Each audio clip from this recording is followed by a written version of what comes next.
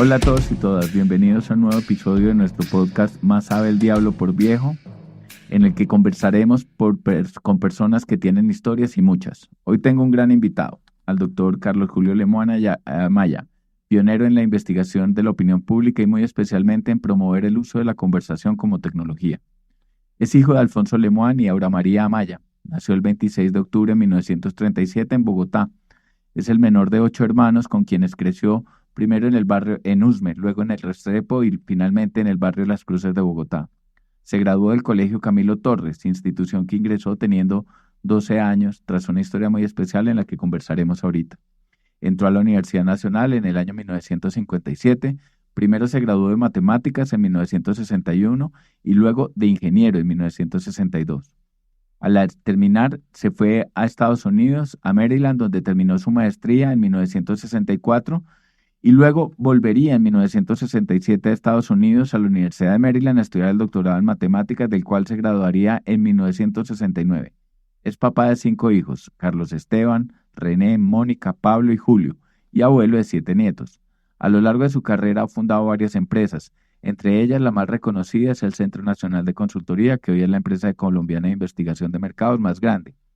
Dejó recientemente la presidencia del CNC hace un poco más de 5 años para asumir el rol de asistente comercial, ni siquiera gerente, asistente comercial, pero sí gerente de conversaciones de la empresa.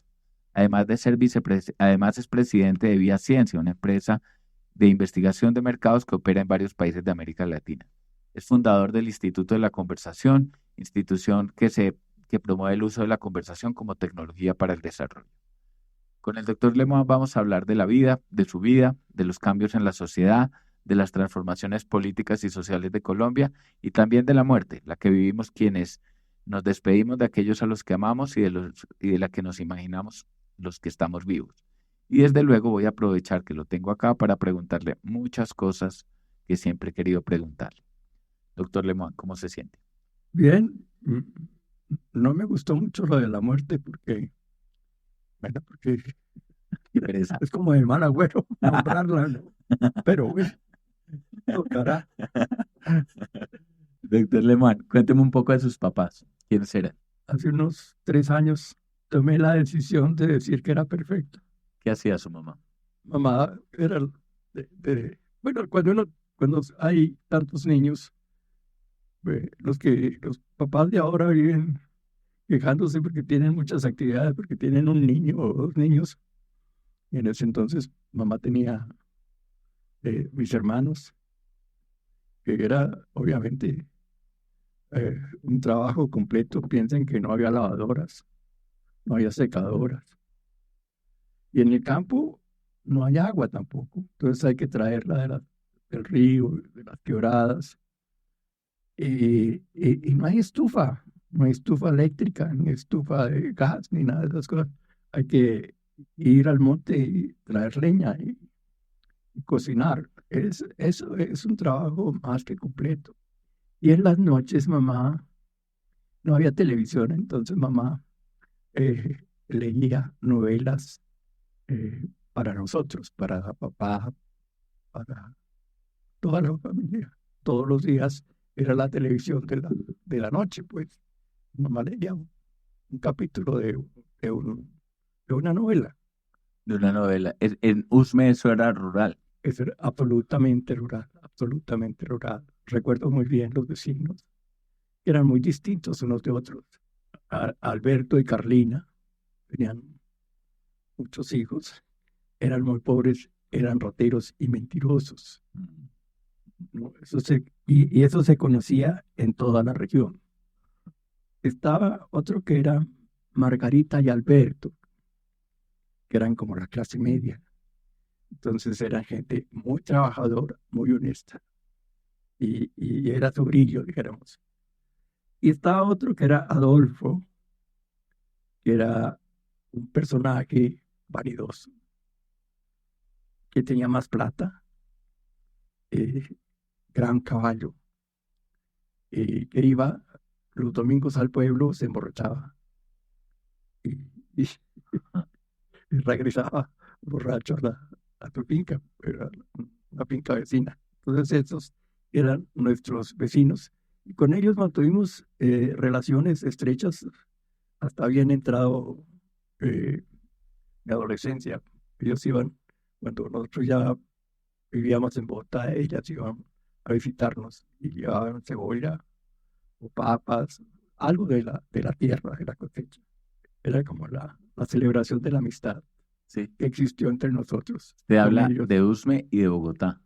Eh, Hoy en día Usme es Bogotá. Hoy en día Usme es Bogotá, pero en aquella época era muy, muy distante, que había una flota solamente domingo, miércoles y sábados. Tal vez había flota por la mañana de ida y como a las 3 de la tarde de regreso. Esas eran las flotas que había. Si uno quería en cualquier otro día asomarse a Bogotá, tenía que ir a pie desde la casa unos 8 kilómetros hasta Yomasa. Cuando iba gente de Bogotá que llevaba mercado, que se hacía piquete y almorzábamos y nos bañábamos frente al río Tumbuelito. Entonces salían ahí. Y su papá, cuénteme de su papá. Tal vez una primera reflexión que tengo de papá es que papá era una persona como de un poder espiritual muy especial, muy avanzada los tiempos. Eh, Reflexionábamos con mi hermano Germán, que también hizo un doctorado en matemáticas, que papá no se equivocó en la educación, que fue siempre una brújula muy certera. Él era cabalista, ¿no? Cabalista. Sí, cabalista. Entonces, todo ese, la cábala de todas maneras es una fuente, es una manera de, una visión del mundo muy, muy poderosa. ¿Había un número que él prefería?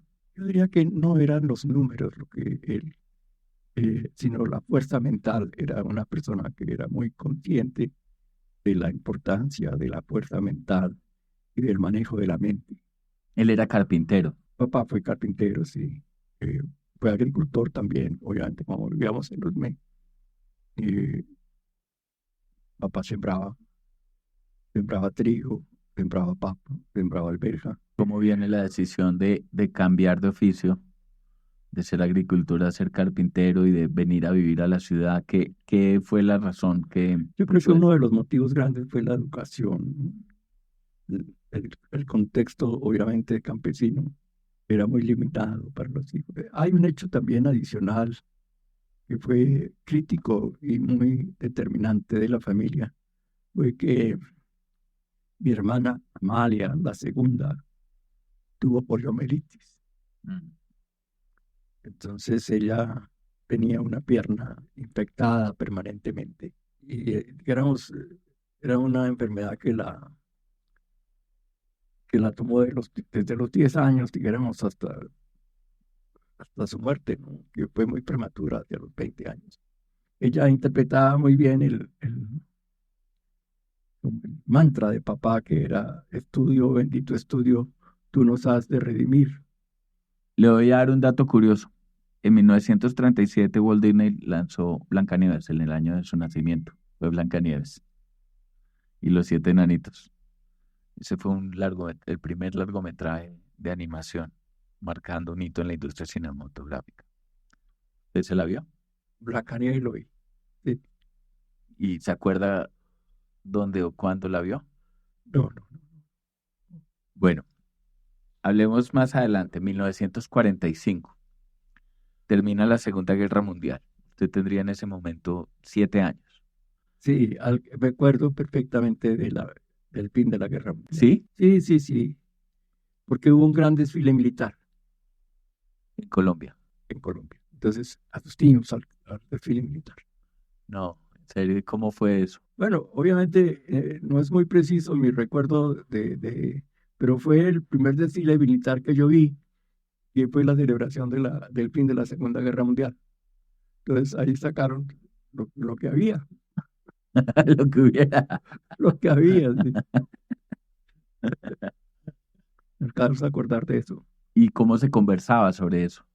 Éramos muy pro aliados, Sí. se hablaba de los aliados. O sea, se sintió como ganamos la guerra. como ganamos la guerra, si éramos parte de los que ganaron la guerra. Esto sí era claro. El 9 de abril del 48 ocurre la muerte de Jorge Eliezer Gaitán. Usted ya estaba viviendo en Bogotá, en Las Cruces, de hecho muy cerca de donde todo ocurrió, el epicentro.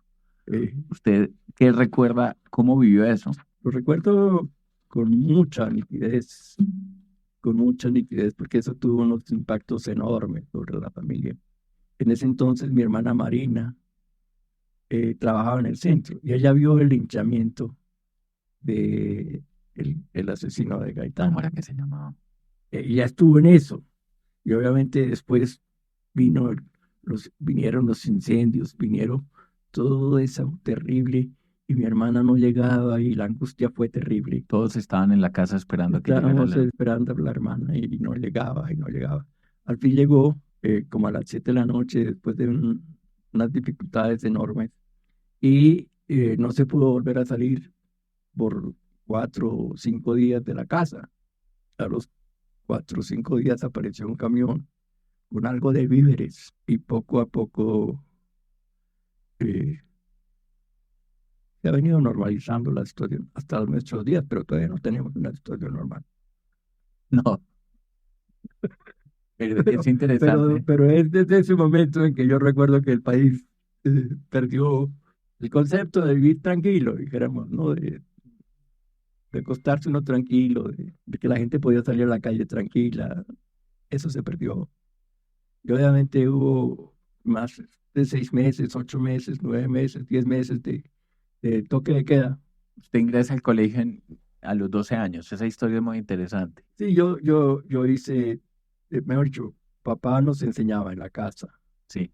Ya se había casado mi hermana mayor y el marido, que estudió Derecho en el externado, Gustavo Arango, dijo, hombre, a Carlos hay que ponerlo a estudiar normal, pues como, bueno, papá aceptó la idea y había unos exámenes para entrar al primero de bachillerato.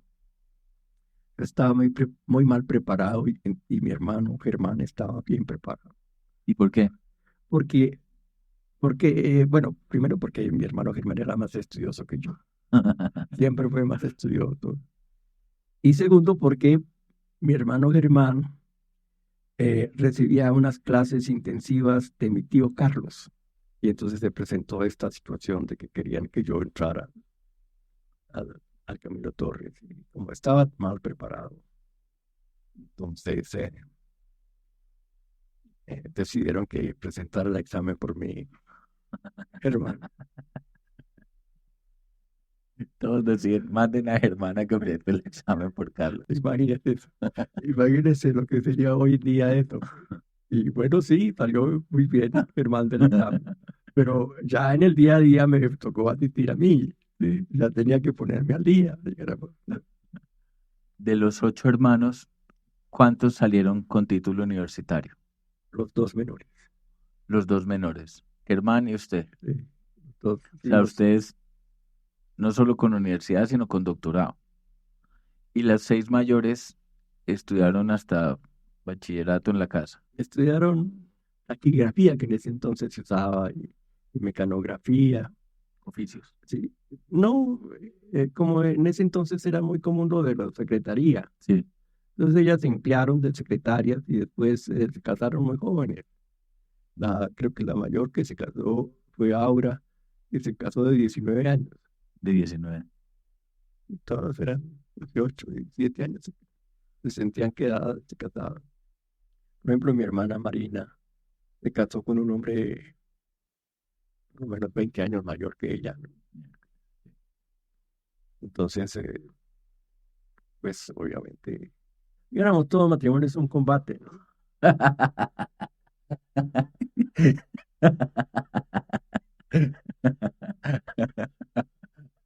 Entonces,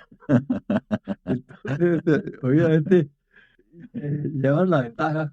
En los primeros años, los tipos llevaban una ventaja enorme porque eran mayores, tenían plata y todo eso.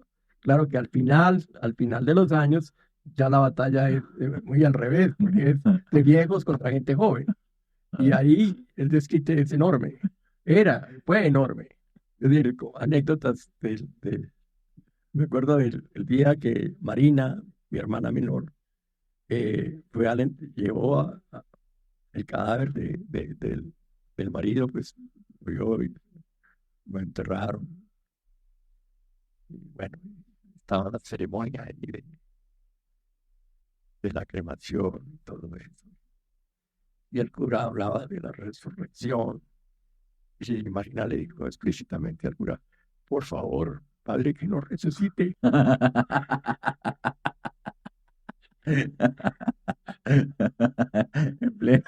En plena misa.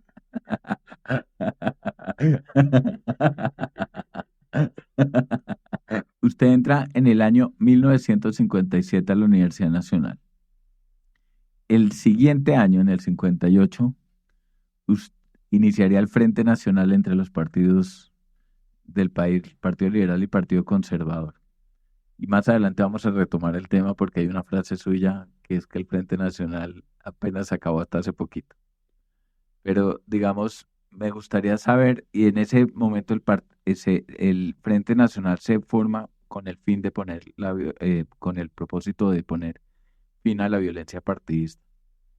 ¿Qué recuerda de la creación del Frente Nacional? Luego vamos a hablar de la finalización, pero en ese momento de la creación del Frente Nacional. Pero bueno, el Frente Nacional no se crea para acabar la violencia bipartidista, yo diría. El Frente Nacional se crea para acabar la dictadura de Rojas Pinilla. Ok. ¿Cómo era la dictadura de Rojas Pinilla? Bueno, obviamente lo que él dice la historia, dijéramos, que las alcaldías comenzaron a llenarse de sargentos y de capitanes y de coroneles, y obviamente acostumbrados a mandar sin límites, ¿no? Yo le cuento una anécdota que pinta el ambiente que se vivió ya a los finales de la dictadura de Rojas.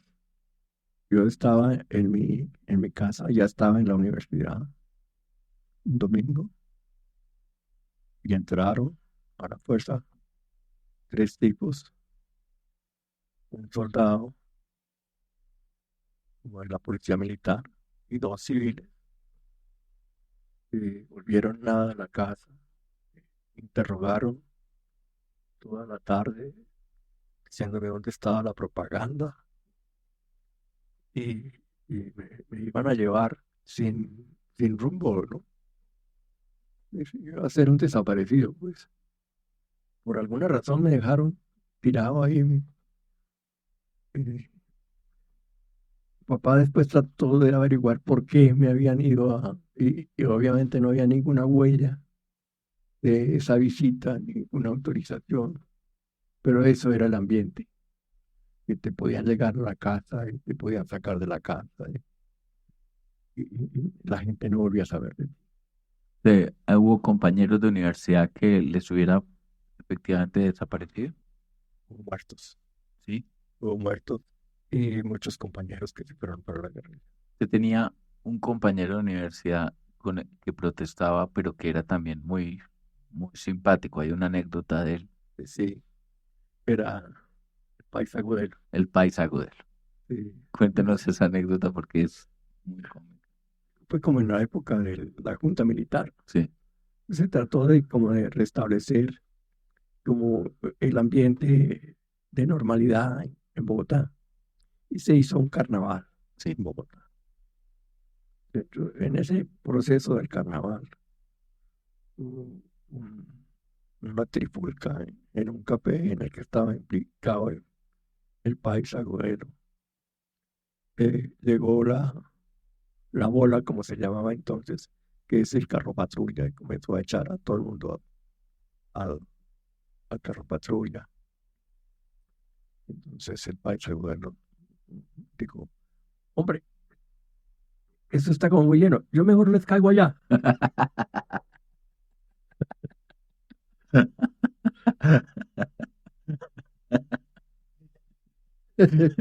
Obviamente parece que no les gustó a los soldados. Con más ganas lo metieron, pero Eso está muy lleno, yo les caigo allá. yo les caigo allá. Usted en el 63 se va a Estados Unidos a hacer una maestría. ¿Cómo hace usted? Usted nace en un hogar sencillo, que no se sentía pobre, sino sencillo. Es que yo creo que ese es un argumento que yo quisiera profundizar mucho. Y es que la,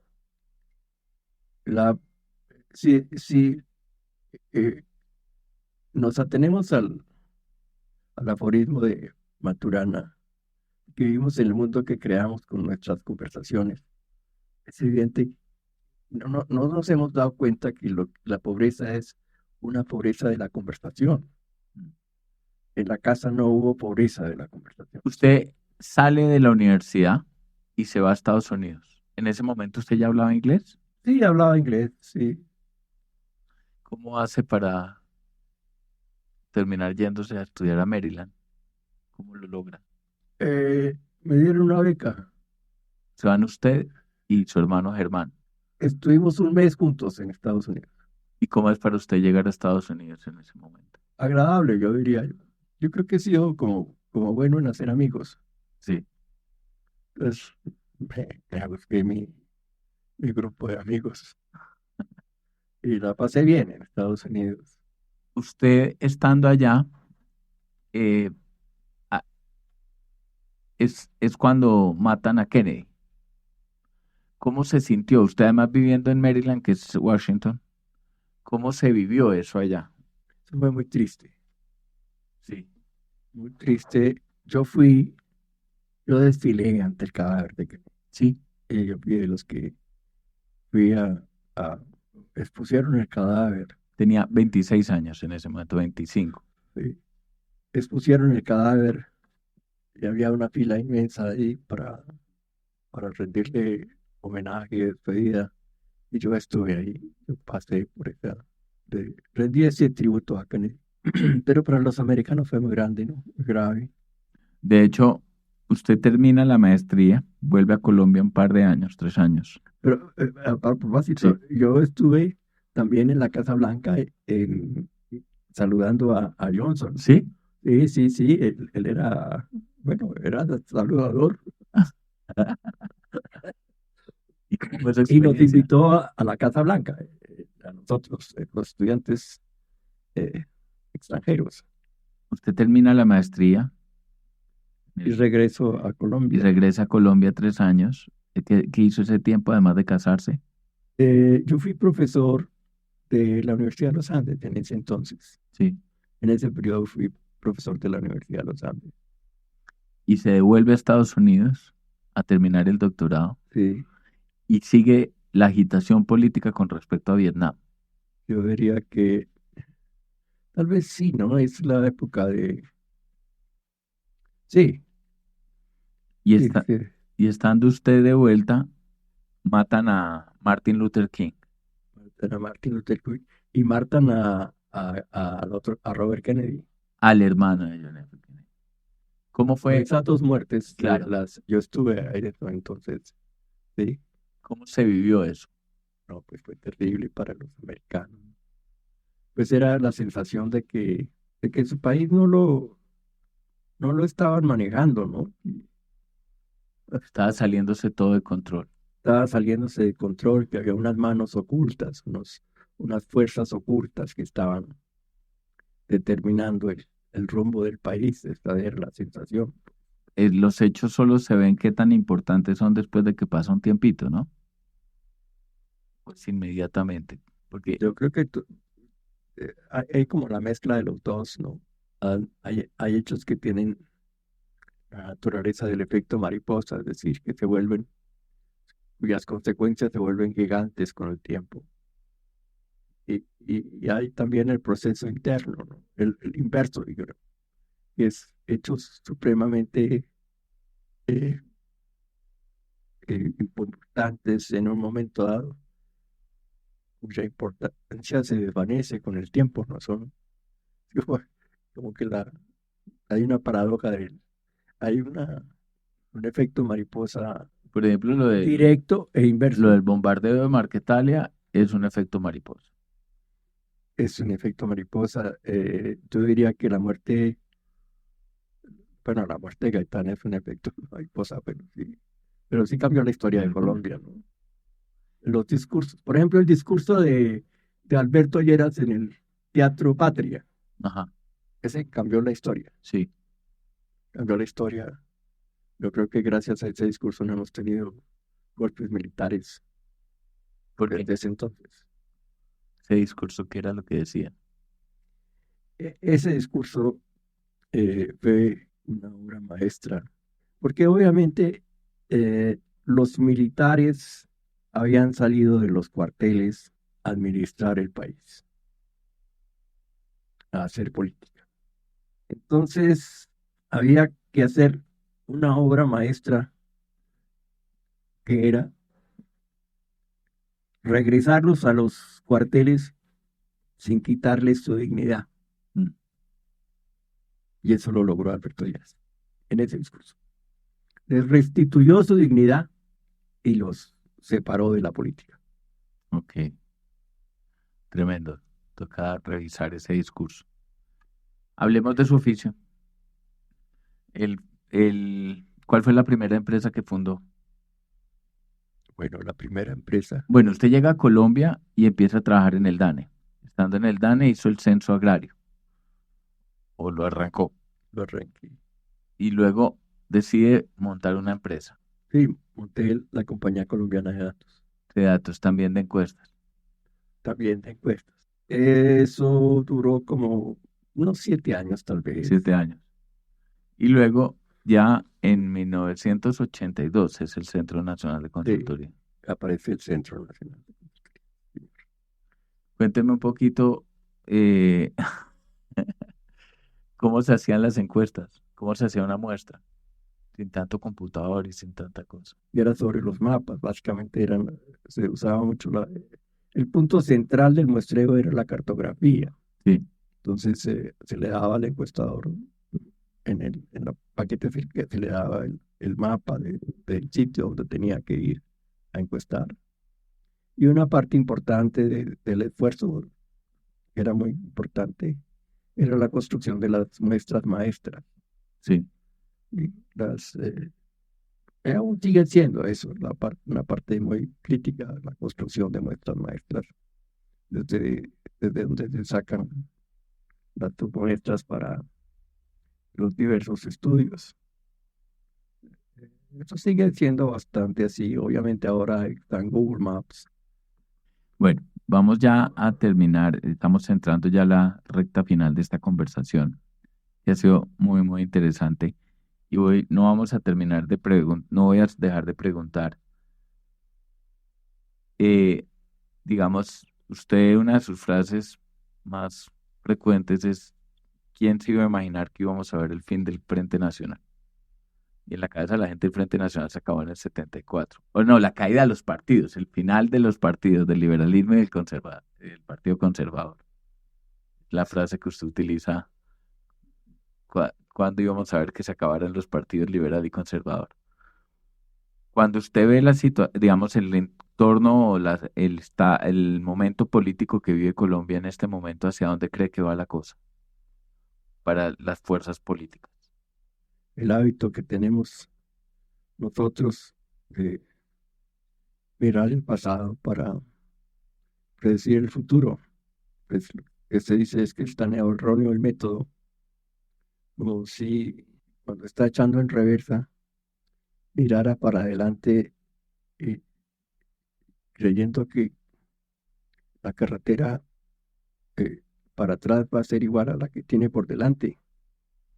Entonces, obviamente, la carretera por delante puede ser una recta, pero la de atrás puede ser llena de curvas. Entonces, la estrellada es total, ¿no?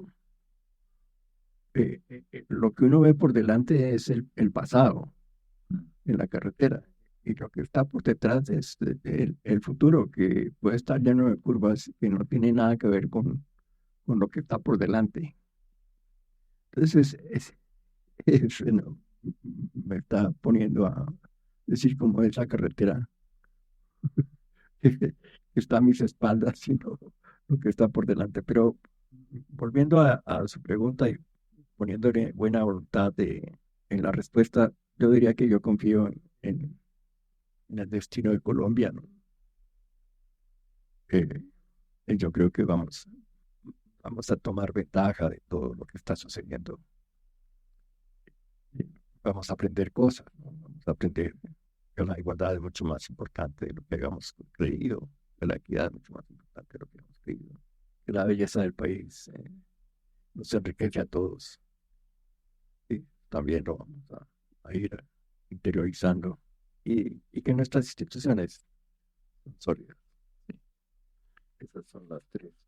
Y volviendo al caso de la equidad, yo diría que hay unos avances sutiles del país que quisiera, como amigo, compartir. Realmente, mirando hacia atrás, no ve tres avances muy importantes del país, yo diría, que son la consideración y el respeto por las mujeres, que sí ha habido un avance gigantesco, la importancia de los niños y el respeto por los animales también. Sí. Tres saltos positivos muy importantes. Importantísimos. De los 8 hermanos, ¿cuántos están vivos? Yo soy el único que vivo que queda. ¿Y qué piensa de la muerte? Bueno, primero la pienso poco. Excelente. La pienso poco. Yo he venido como desarrollando un poco la idea de que uno se va diluyendo. Con el paso del tiempo uno se va diluyendo.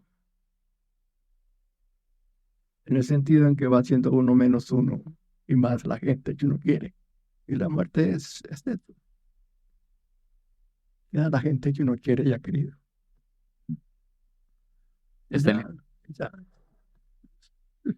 Es como una obra de teatro que sale el actor y ya hizo su parte, su papel en la obra de teatro y los otros quedan en la obra de teatro. No hay problema, pues. La obra de teatro está escrita así. El papel de uno no es estar siempre en el escenario, sino una salidita, unos versos y ya se acabó tu papel en el escenario y la obra de teatro sigue. Así lo siento yo. Salir desde el escenario. El actor toca en su obra de teatro. Hace su papel y se acabó tu papel y ya. Eso es. Una salidita y unos versos. Ya, la última. ¿Es feliz? Sorprendentemente mucho más de lo que me esperaba. ¿Qué es eso? Sorprendentemente mucho más de lo que me esperaba. Sí, en el sentido de que me da timidez decirlo, pero por ejemplo, uno sufre mucho por el amor y ya me quieran o no me quieran, ya no, eso no me da frío ni calor, ¿sí? Me quieren o no me quieren, yo quiero un montón de gente ahí y eso, desde el punto de vista de los afectos, eso es suficiente. Pero, por ejemplo, eso que atormenta tanto a la juventud, no me quiere, si me quiere, se acabó. Se acabó así, y bien, ¿no? Y no me hace, es decir, ese fin no me hace falta, ¿entiendes? No, yo creía que me iba a hacer mucha falta. No, señor, no me hace falta. Sorprendentemente mucho más de lo que me esperaba. Muy buena frase. Muchísimas gracias, doctor Lemoa, por sacar este tiempo. Una conversación muy, muy grata. En Más sabe el diablo por viejo. De verdad aprendí muchísimo y creo que quedan muchos más temas y preguntas. No hablamos del oficio. Pues no, eso era la idea, pero se nos que fue el tiempo en otras cosas, pero sí. Manejo el tiempo.